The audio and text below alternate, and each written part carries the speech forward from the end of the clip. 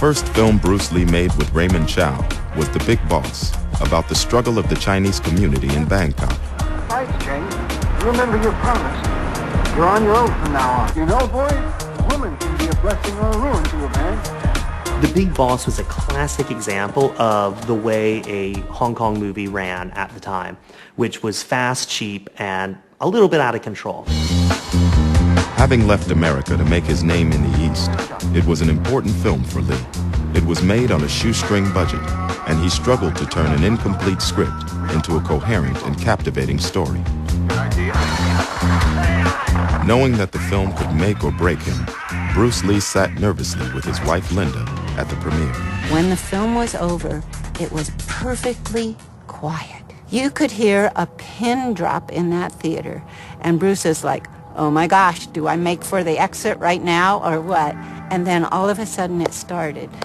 The clapping, the cheering, they loved it. They were thrilled, and Bruce was thrilled. It was wonderful. They escorted him outside. They raised him up on their shoulders, and he was their hero from then on.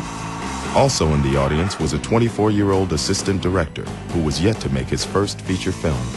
John Woo would go on to become one of the most influential action movie directors of his generation, responsible for films such as Broken Arrow, Face Off, and Mission Impossible 2.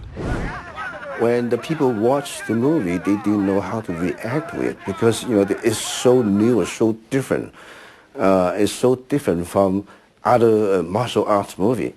You know, maybe Bruce performance too powerful, and then after they find a real fame, and then they're all very happy and they all cheer and clapping. You know, I think at that moment, and at that night, we have found our true hero, and from that night, Bruce Lee became a legend.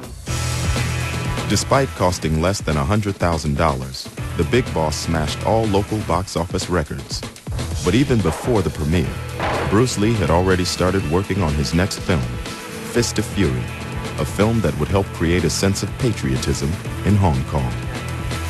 At the beginning of the film, there's this whole thing where they give him the sign saying, Dong Na Beng Fu, sick men of Asia. And he comes back and he says, Hong Kong people. Chinese people are not sick men of Asia. And I think Hong Kong people were like, Hong Kong people are not sick men. They took that message to heart.